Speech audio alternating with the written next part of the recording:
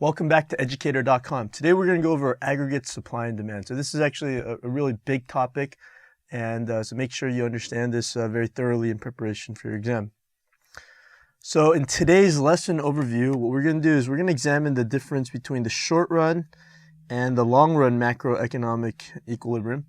We're going to learn how to determine if the economy is experiencing a recessionary or inflationary gap and different remedies associated with that. We're going to discuss how the ADAS model is used to create economic policy. We're going to explain the rationale for stabilization policy. And then finally, we're going to determine whether expansionary or contractionary fiscal policy is more appropriate given certain economic conditions. And again, embedded within what I'm saying is the idea that we're going to be able to draw the ADAS graph. This is the bread and butter of the AP macro exam. So you have to make sure you know how to draw this appropriately with the appropriate labels.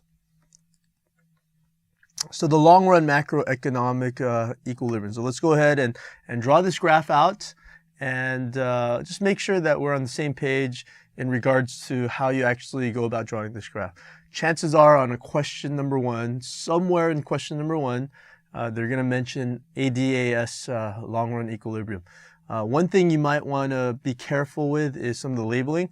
If you use the same labeling in the regular supply and demand in the basic unit, you might actually get the question wrong. You might have beautiful graphs, but if you don't label correctly, then you might get it wrong. So get in the habit of labeling exactly the way the macro folks want you to get this drawn here. All right, so this is an aggregate price level here. So it doesn't hurt to write out aggregate price level. Now, if you end up writing just price level, probably should be okay, but just to make sure here. And on the bottom here, Y or equals R GDP. So the real GDP here. Okay, so let's go ahead and draw the aggregate demand curve. Okay, and you label that as AD. And then you draw the aggregate supply. Now, if you want to label as AS, it's fine, but just to differentiate, you have the short run aggregate supply curve. And then you have the long run equilibrium here, the long run aggregate supply. And let's assume that it's in a long run equilibrium. And you label this to LRAS. Okay, and you can put Y output, and you could label this PL1. So in a long run macroeconomic equilibrium, you're going to have the LRAS, SRAS, AD all intersecting at the same point. And basically, it's like you're drawing this huge asterisk together. So if you draw the aggregate demand and short run aggregate supply together, you just draw a straight vertical line down and you get the long run aggregate supply curve in there. Okay, so what's going on in this aggregate demand, aggregate supply model? Well, again, as we said, the short run macroeconomic equilibrium occurs when the quantity of aggregate output supplied equals the quantity demanded. So the aggregate demand equals SRAS. So in the previous graph, that condition was satisfied. But keep in mind, the LRAS isn't necessarily going to intersect where the aggregate demand and the short run aggregate supply curve intersect. In the long run equilibrium, it does. So the long run macroeconomic equilibrium, again, occurs when the point of the short run macroeconomic equilibrium is on the LRAS supply curve and the aggregate demand equals SRAS equals the LRAS. So all three have to basically converge together in order for it to be in long run macroeconomic equilibrium. Again, recall that at the LRAS, the economy is functioning at the potential output, or you could label it, YP. So this is that kind of the maximum in the long run that can be produced. So if it's producing too much, then the implication is that the economy can't handle it, so it's going to slow down. And if it's too little, then the idea is that perhaps it could produce more, and it's going to eventually, in this mythical long run, end up into YP. So if the aggregate output in the short run is below the potential output, then the economy faces a recessionary gap. Okay, so that would be, again, in the common terminology, when you're in a recession, this is basically, recession on the graph here. So you're short of where you should be, and you're not at the potential output. This is a recession or a recessionary gap. Now, if the opposite situation presents itself, if the aggregate output in the short term is above the potential output, so meaning the aggregate demand and the SRAS intersect past the YP, then the economy faces an inflationary gap. So this is a situation where the economy is heated up too much, and it's basically producing more than it really would in the long term or in the long run. Okay. So what's going on? What's going on there? Well, in the long run approach, right? So let's say we have this recessionary gap. There are a couple different options here.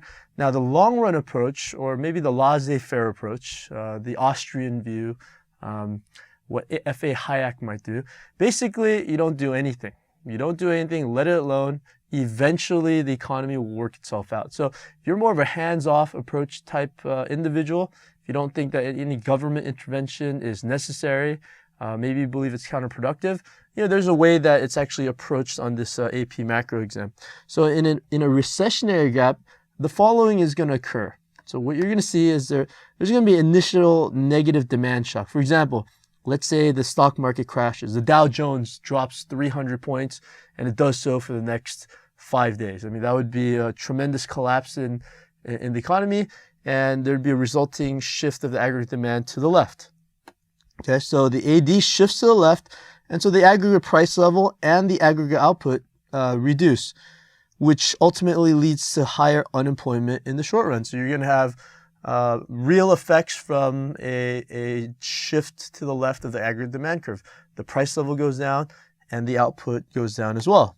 Now, eventually, a fall in nominal wages in the long run increases the SRAS and moves the economy back to potential output.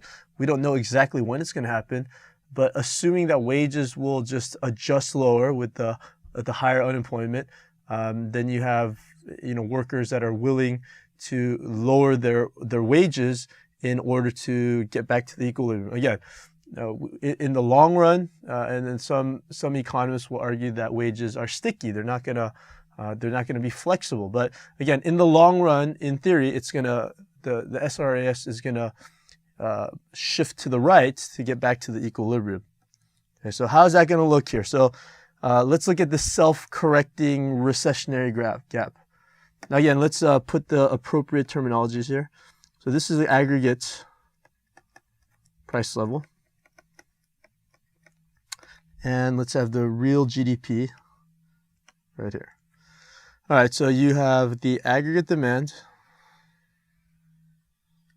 AD, and you have the aggregate supply.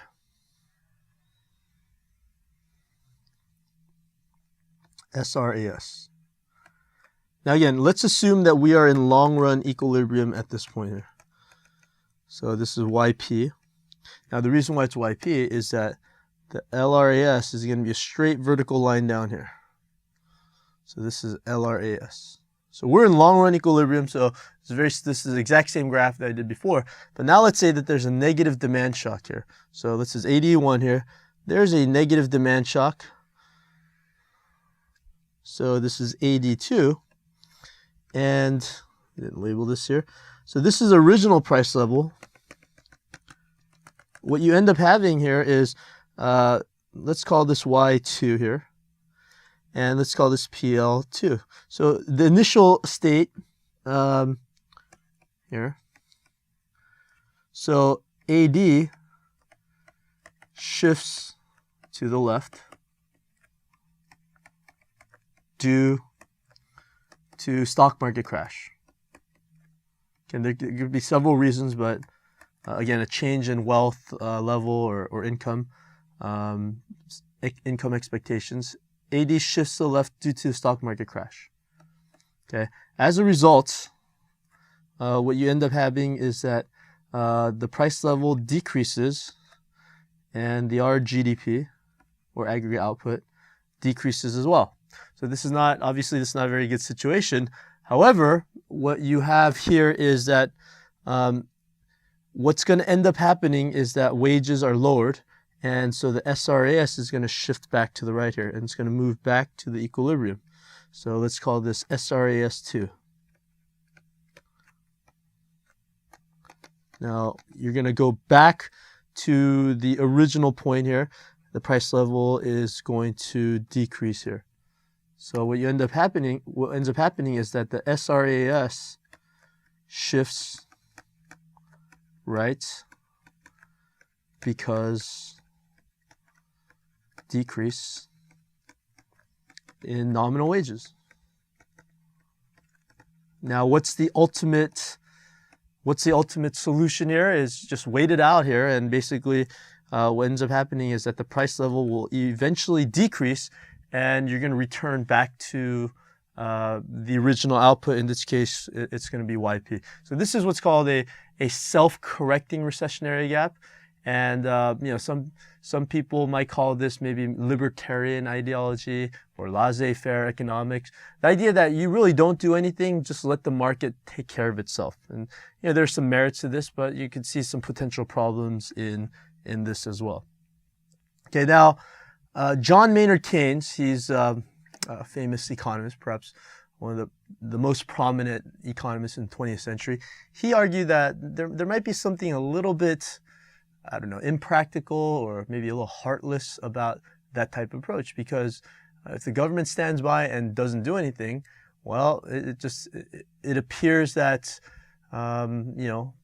people are out of jobs and the government's just waiting for wages to go down. And perhaps that's not the approach that a lot of people would favor. Maybe a lot of people tend to favor an activist approach. And again, the Great Depression afforded the government an opportunity to experiment with different things. So John Maynard Keynes' argument was that in the long run, we are all dead. So said John Maynard Keynes. So we're all going to die. At some point in time, we're going to die. And if we wait for the long-run macro equilibrium to become at the point where it's full employment, it might take 2 years, it might take 3 years, it might take even 100 years. So John Maynard Keynes, he advocated the use of expansionary fiscal policy to boost aggregate demand. So basically shift the demand curve to the right in order to get the economy back to its potential output. So this is a very activist approach. The government is filling in times of recessionary gap. And there's 3 basic ways. Now, some textbooks might only focus on 2 of them, and I'll explain why the 3rd one is there as well. Increase government spending. And again, this is actually the most direct approach. And we'll go over a little bit later when we talk about the multiplier. So this is when the government directly injects money into the economy, and that has the most impact,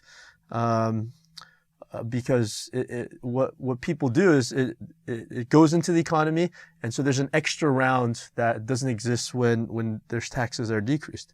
When you decrease taxes, that's another way of adding money into the economy. But the problem is, if you make a tax cut, then you have maybe an unequal distribution. Maybe the tax cut is geared towards more of the rich people in the economy, and rich people, tend to save more of their tax cut, and so it might not have a great impact as increasing government spending. And the 3rd one here is an increase in government transfers. Now, this basically is another way of saying decreasing taxes, in the sense that increasing government transfers is basically giving extra money. It's not a situation where there's increase of government spending. It's already there. You're just giving more money back to the people through either higher Social Security, higher unemployment. So it has basically the same effect as a decrease in taxes. So how does expansionary fiscal policy look here? Well, first of all, let's go ahead and draw a recessionary gap. So let's assume that there's a recession first. The previous self-correcting situation, what we saw was we were in long-run equilibrium, and then there was a demand shock. Let's presuppose that there is a recession. So how would that be drawn? Very common question on the FRQ would be, draw a ADAS graph in a recession. So let's go ahead and do this here. Remember, you always want to start off with the aggregate price level.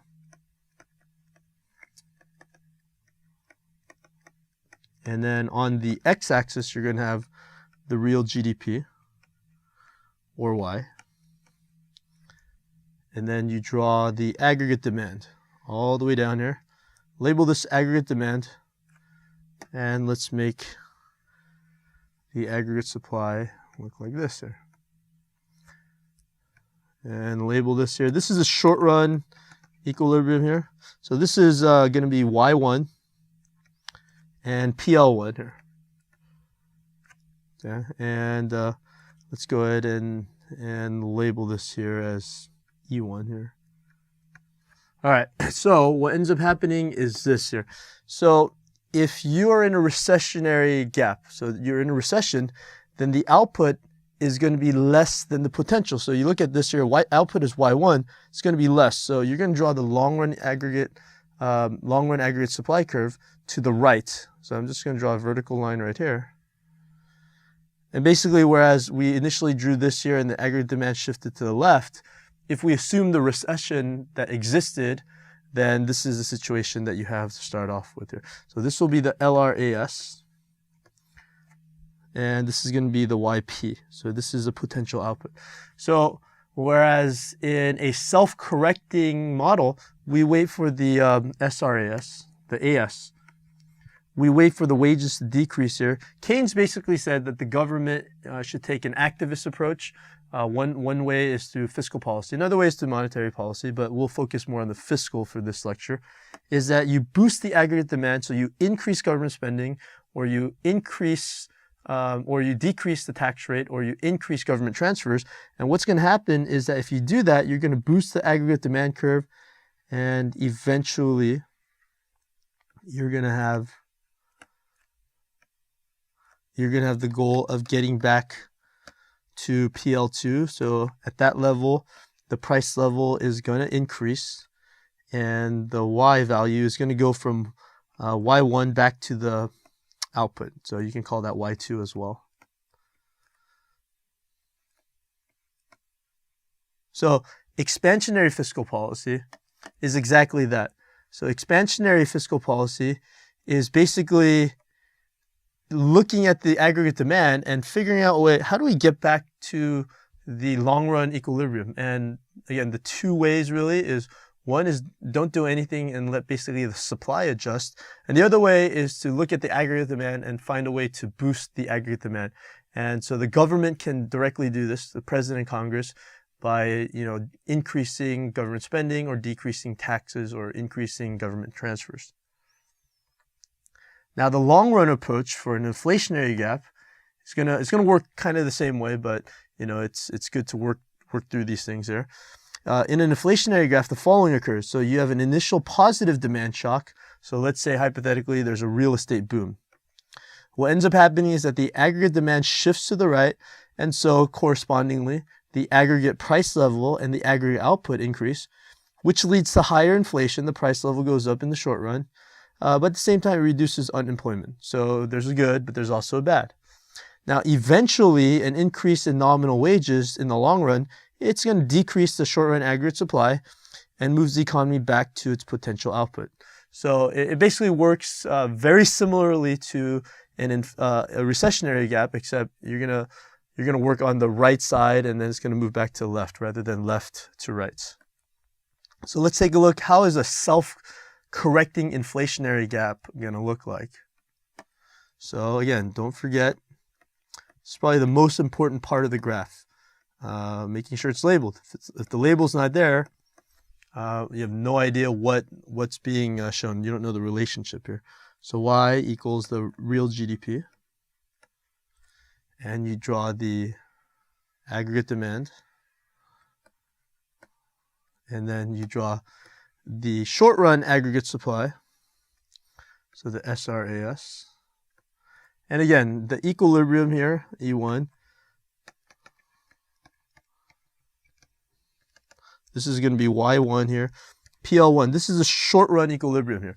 But again, you have an inflation here, so you just think to yourself, is the short-run equilibrium going to be greater or less than the output. And again, it's going to be greater because inflation means that you've gone a little bit too far. So now the long run aggregate supply curve, rather than being on the right side here for a recessionary gap, it's going to be on the left side for an inflationary gap. And you label this LRAS, and this is YP, Y potential output.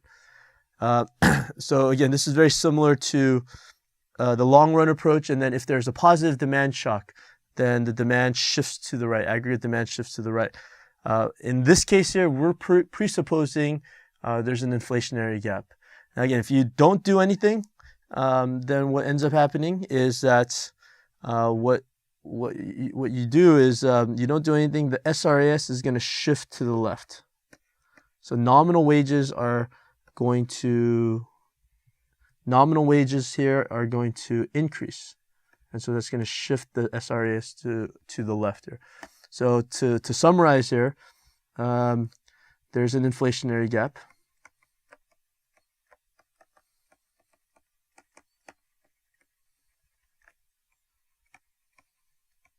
Okay, so as a result of this inflationary gap, what you have here is that the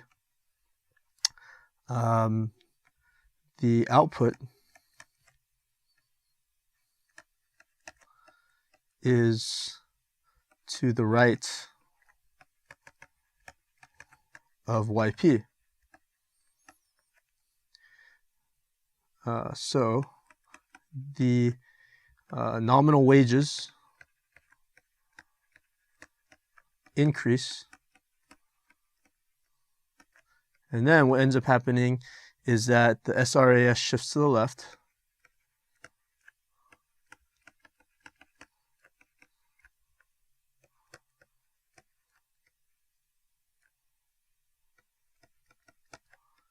And returns to long run equilibrium.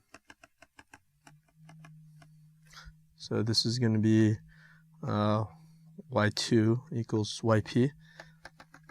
The price level is going to go up as a result here. So this is an inflationary gap where, again, the real GDP is going to be greater than the potential output. All right, so how would it look like is if the government actually took an activist approach? This actually happened before. In 1968, President Lyndon Johnson imposed a temporary 10% hike on income taxes in order to stop inflation. So there's an inflationary gap. So how do you correct an inflationary gap? You use contractionary fiscal policy. So you use contractionary fiscal policy in order to decrease the aggregate demand in order to get the economy back to its potential output. And there are three ways that you can try to contract the economy. You can decrease government spending.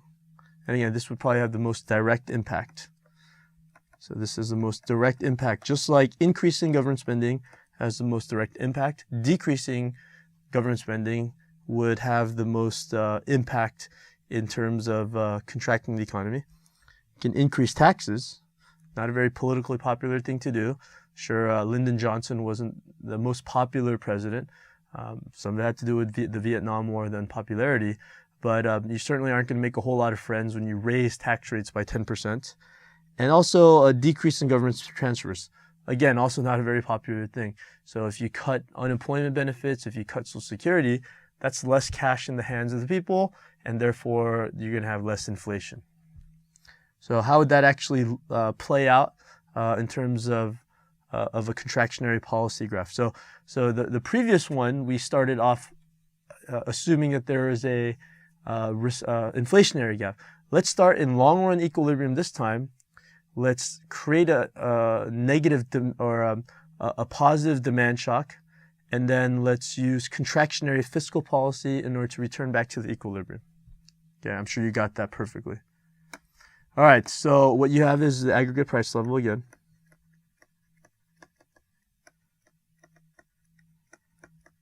And you have the real GDP. All right, let's go ahead and draw the aggregate demand right here. So this is the aggregate demand, and you have the aggregate supply, or the short run aggregate supply. and you draw the nice and pretty long-run aggregate supply. So you have the LRAS dot, and this is PL1.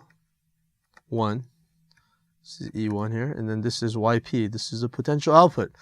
Okay, so let's say step one here. Let's say there's a positive demand shock. So what would be a positive demand shock? So increase in stock value. So let's say there's a collective boom in the stock market. Okay, that's great. But what ends up happening is that there's an aggregate demand shift to the right here. So let's say AD shifts to the right. Real GDP increases and price level increases from PL1 to PL2. So what you have is an aggregate demand shift to the right.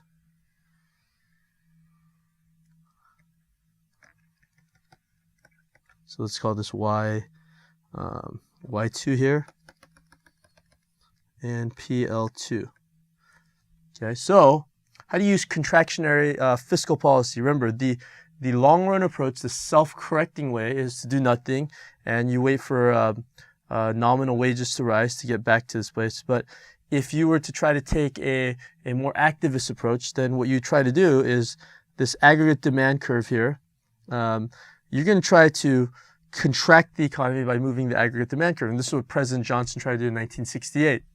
He raised taxes temporarily for 10% to try to curb inflation. So that's exactly what you do right here. So the third, I'll use red for the contractionary measure here. So you raise taxes, or you decrease government spending. Again, the reason why you want to do that is you want to shift the aggregate demand curve to the left, to shift AD to the left. In order to return to YP and PL1. Okay, so what you do is you take this and then you shift it back, and you're going to get back to, let's call this 83 here. 83 equals 81, and if this is E2, this is E1 equals E3, and let's call YP is also Y3. So Y1 back to Y2 back to Y3 here, and so you're back to this original place. So this is the model by which the government will try to raise taxes to contract the economy in order to curtail inflation. So stabilization policy, in order to kind of balance the economy, the government is going to use government policy to reduce the severity of recessions, i.e. use expansionary fiscal policy, or rein in excessively strong expansions, or use contractionary fiscal policy. And we showed how that would look on a aggregate demand, aggregate supply graph. Now the question is, with stabilization policy, should the government use fiscal, again, or monetary policy in order to reduce the severity of negative demand shocks? So if we're in a recession, is it the government's responsibility to tinker with the economy, lower taxes, or increase government spending?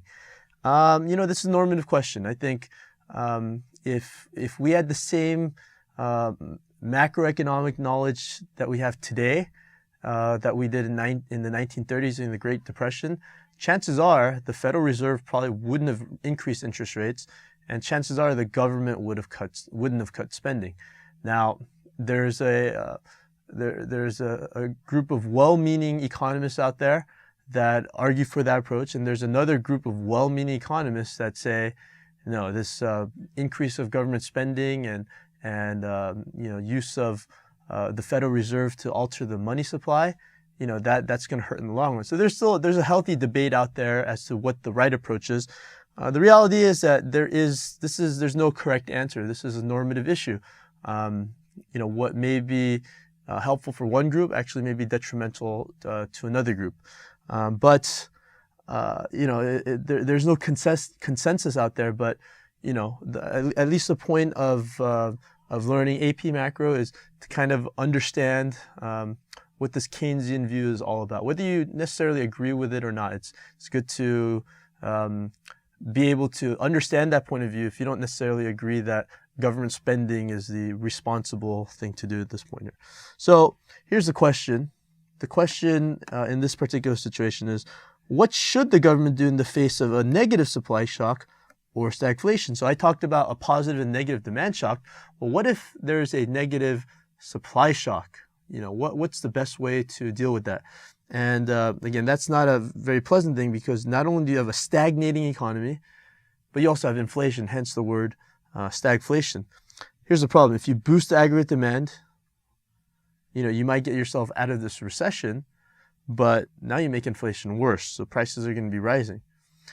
On the other hand, if you decrease aggregate demand, then you're going to create more unemployment. You might have prices under control, but you're going to have a double-digit unemployment rate. So it's really difficult to tackle both, and so that's basically the issue. In periods of stagflation, it appears that fiscal policy and monetary policy, you're kind of handcuffed, because if you deal with one issue, then you're going to come across another problem with the other issue. Inflation and unemployment, they're going to be a little bit hard to contain both simultaneously.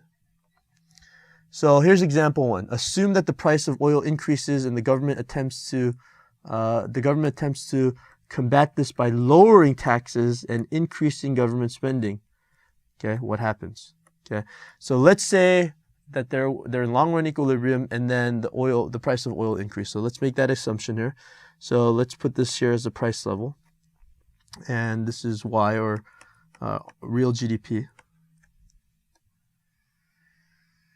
So you have the aggregate demand here. Aggregate demand, you don't have to worry about long run, or it's just aggregate demand. There's no long run or short run there. And then you have the short run aggregate supply curve. So the SRAS. And let's go ahead and draw the LRAS right here. So this is the LRAS here. This is the YP potential output. And this is PL1 here. So let's say that there's a negative supply shock here. So something happens. So let's call this Y2 here and PL2 here. So assume that the government attempts to combat this by lowering taxes. Now, why would they lower taxes? They want to stimulate the economy. They want to increase the aggregate demand. And they're also going to increase spending, again, a more direct impact than lowering taxes, and it's also going to boost aggregate demand. So what's going to happen is that the aggregate demand here is going to shift to the right, and you're going to, in theory, you're going to get back to YP. Let's call this Y3. YP equals Y3 at this point here. But the problem is you have an entirely higher price level here. So in stagflation,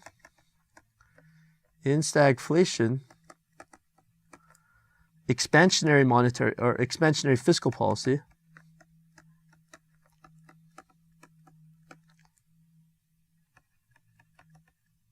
will boost the aggregate demand. So that's a good thing.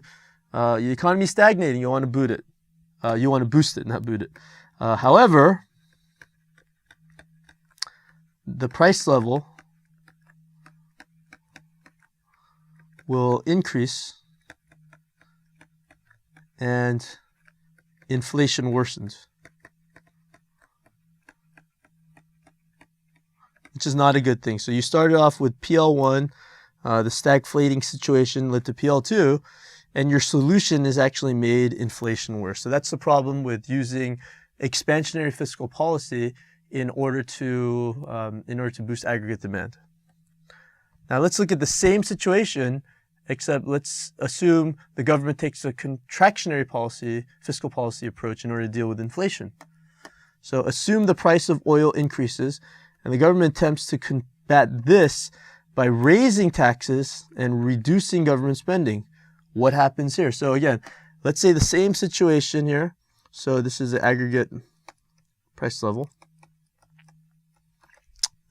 R GDP equals Y. You have the aggregate demand curve. You have the aggregate supply curve, or the short run aggregate supply curve, SRAS.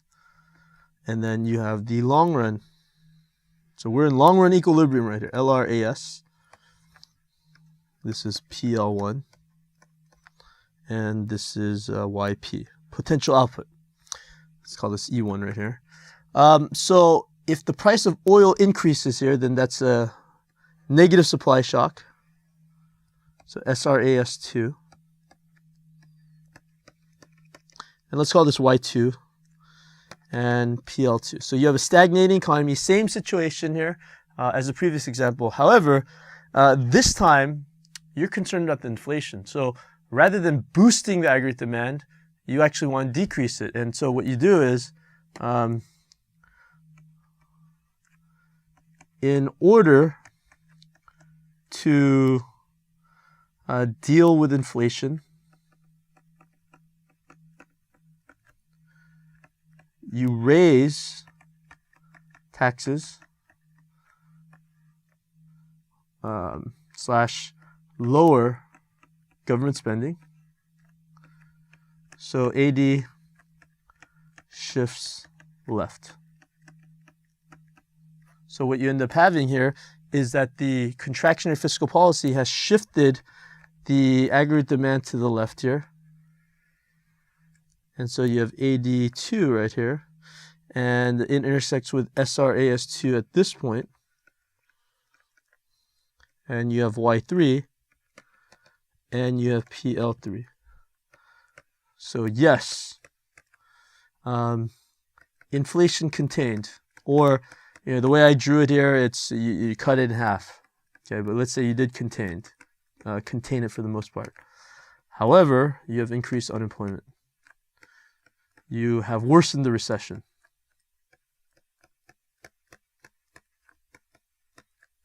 So most economists in a stagflating situation, there are limits to what fiscal policy and also monetary policy can accomplish. And aside from this, taxes are, when proposed, they can take months, maybe even years in order to enact. The president and Congress cannot unilaterally decide to do such things as raise taxes or lower taxes.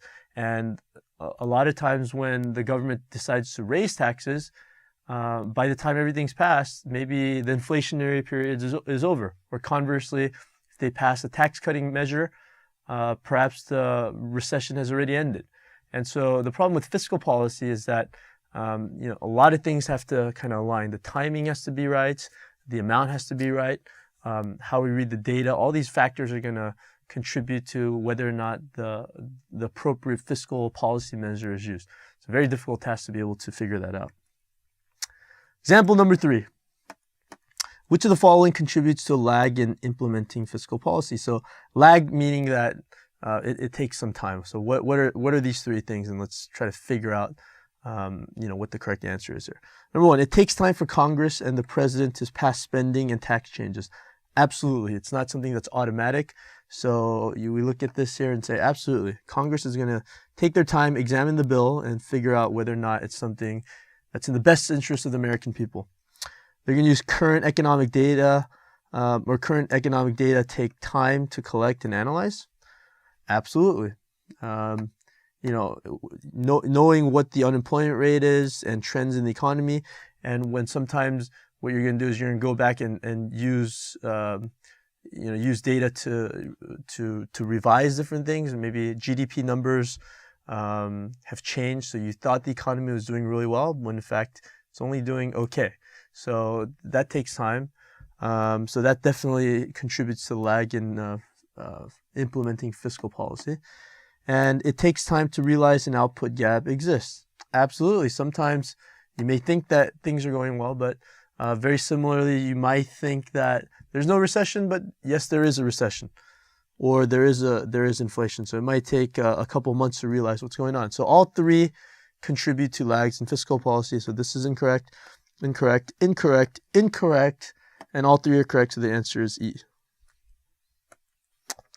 And the final example here, let's go ahead and take a look at this and answer this. Which of the following will have the greatest impact in shifting the aggregate demand curve to the right? So let's go ahead and take a look at, which one will shift the aggregate demand curve to the right. Now, let's assume here, one thing I didn't specify that actually might change the question a little bit is which of the following, let's assume that I put which of the following fiscal policy options, and I'll get to why that's important a little bit later. It's kind of a good thing that I omitted this. Which of the fiscal policy options will have the greatest impact in shifting your aggregate demand curve to the right? Well, let's look at which of the following will actually shift the demand curve, aggregate demand to the right. Lowering taxes, will that shift the aggregate demand curve to the right? Absolutely, it will do that. So that's a possibility, so you don't want to cross it off. Increasing government spending will shift the aggregate demand curve to the left. This is not a good thing, so let's cross that out. Raising taxes, again, that's going to decrease Y, so it's going to shift the aggregate demand curve to the left, so that is incorrect. Decreasing government spending,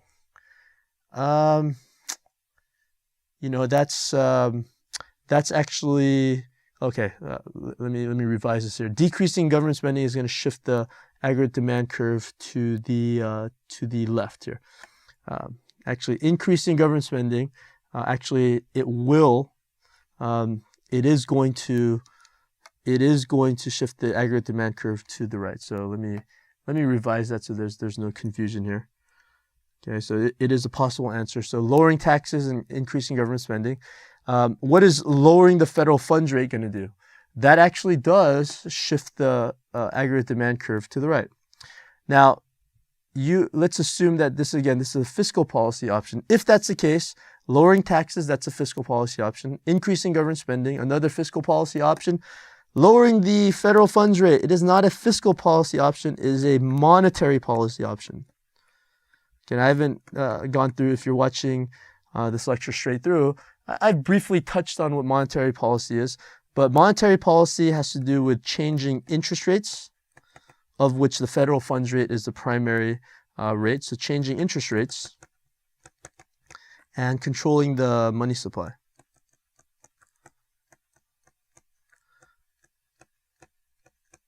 So this is not a fiscal policy option. So now we're left with lowering taxes and increasing government spending. And we're going to talk about the fiscal multiplier in the next lecture. So this question might make a little bit more sense in the next lecture. But I did mention this before. Increasing government spending is going to have a more direct impact on the aggregate demand than will lowering taxes.